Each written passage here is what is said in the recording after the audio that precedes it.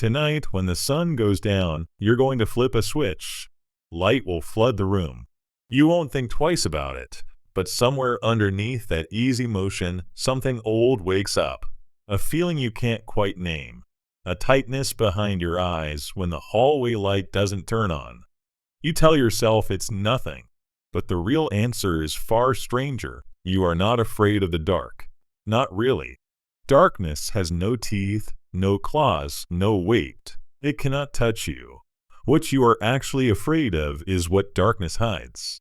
And that fear was built into you long before you had a word for it, long before there were switches to flip or bulbs to buy. It was built into you by ancestors who did not survive by being brave. They survived by being scared at exactly the right moments. Picture a savanna at dusk 3 million years ago.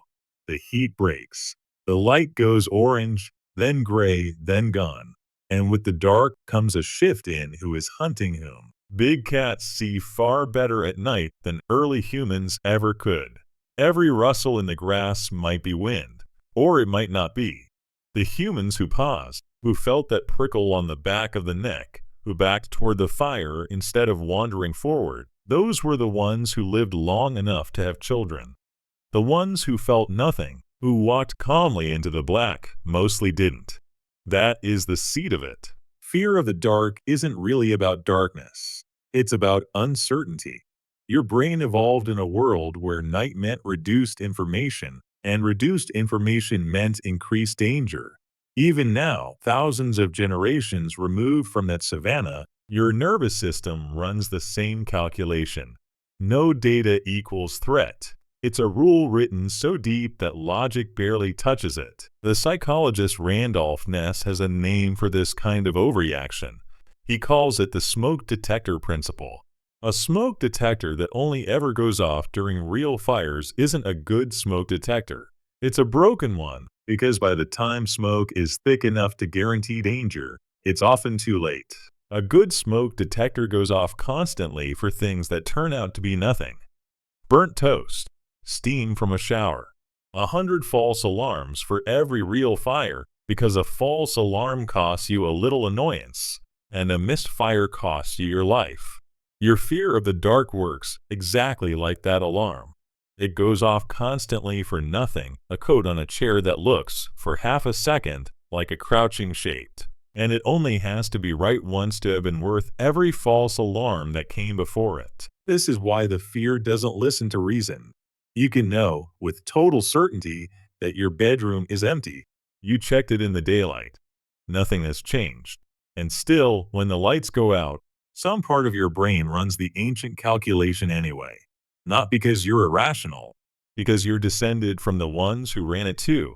There's a researcher named Richard Koss who spent years studying something curious: how fast humans detect threatening shapes compared to harmless ones. In his experiments, people picked out images of snakes and predator-like silhouettes far faster than they picked out flowers or birds, even when the images flashed by in a fraction of a second. Your visual system, it turns out, is pre-tuned. It's not neutral.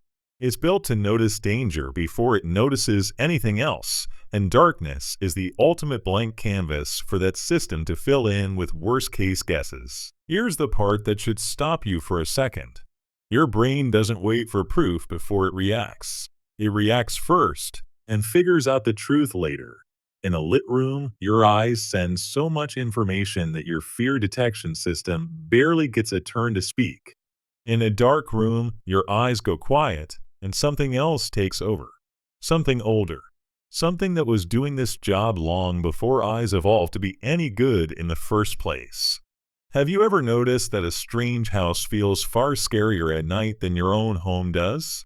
Same darkness. Same absence of light, but wildly different fear. Why? Because fear of the dark was never really about photons. It's about the unknown, and darkness is just the most literal unknown there is. Your own bedroom, dark or not, is a known map. You've walked it 1,000 times. Your brain has already filled it in, but an unfamiliar space, in the dark, offers your mind nothing to work with except the ancient defaults, and those defaults assume the worst. This is where it gets stranger. Anthropologists studying groups who still live largely without artificial light have found something that doesn't quite fit the modern assumption. Fear of the dark isn't universal in the way you'd expect. It's shaped hard by whether a person grew up around fire and community after sunset or grew up isolated in it. Darkness shared is not the same as darkness alone. A campfire with your whole group around it, laughing, telling stories, is not frightening at all. It can even be one of the safest, warmest feelings a person has. Strip away the people, though, and keep only the dark, and the old alarm comes right back online. That single detail flips the whole story. It means the fear was never really pointed at the dark itself. It was pointed at isolation, at being alone, unseen, unheard, cut off from the group that used to be your only real protection.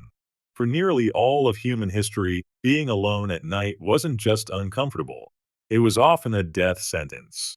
Predators picked off stragglers. Rival groups targeted the isolated. A human by themselves in the dark was a human without backup, and your body still remembers exactly what that meant. So when your heart rate climbs in the dark hallway, it isn't the shadows doing that to you. It's an ancient tracking system quietly asking the same question it has asked for millions of years. Are you alone right now?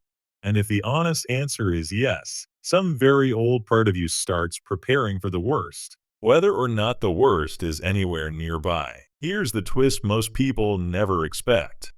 Children are almost never born afraid of the dark. Ask any parent, and they'll tell you that fear of the dark tends to show up later, usually somewhere between the ages of 2 and 4.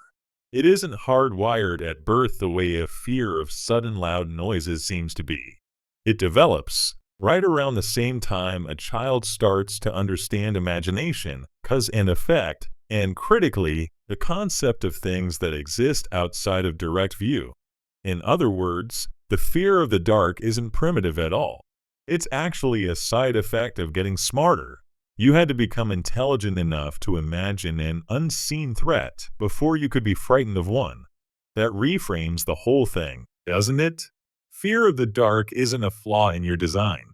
It's a byproduct of the very same imagination that lets you plan for tomorrow, invent stories, and picture futures that haven't happened yet. The same mental machinery that lets a novelist build a fictional world, or lets an engineer picture a bridge before it's built, is the machinery that fills a dark room with shapes that were never really there. You can't have one without some risk of the other. Now think about your actual life. You don't live on a savanna. You probably haven't seen a predator outside of a zoo, and yet the fear persists quietly into a world your ancestors could never have imagined, a world of streetlights, smartphone flashlights, and security cameras that can see in the dark better than any lion ever could. Why hasn't evolution caught up? Because evolution doesn't work on a deadline that fast. A few hundred years of electric light is nothing compared to the hundreds of thousands of years that built this alarm system in the first place. Your biology is still operating on savanna time, even while you're standing in a hallway wired for electricity. That gap between the world your body expects and the world you actually live in shows up everywhere. In your fear of public speaking, which taps the same threat detection built for being watched by a hostile group. In your craving for sugar and fat, tuned for a world of scarcity that mostly doesn't exist anymore for you. And in that small, specific chill you feel reaching for a light switch in an unfamiliar room. Consider, too, why certain sounds in the dark feel so much worse than the same sounds in daylight. A floorboard creak at noon is just a floorboard. The same creak at midnight seems to carry intention. Researchers studying auditory perception have found that in low light, your brain actually increases its reliance on sound to compensate for the loss of vision, which means every noise gets amplified in importance at precisely the moment you have the least ability to verify what caused it. You are, quite literally, more alert and less informed at the same time. That combination is the exact recipe for dread. So the next time the dark makes your pulse tick up, you're not being irrational. and you're not being childish. You're running a program written by every ancestor who ever survived a night they weren't sure they would. Every flinch at a shadow, every held breath at a strange sound is a tiny inheritance from someone who passed that caution onto you specifically because it worked. There's something almost tender in that if you let yourself see it that way. The fear isn't a glitch. It's a message handed down across an unimaginable number of nights from people who never met you but who were, in their own way, trying to protect you anyway. They didn't know your name. They didn't know you'd spend your dark moments scrolling a phone instead of scanning grass for movement. But they built the alarm anyway, just in case. And maybe that's the real reframe.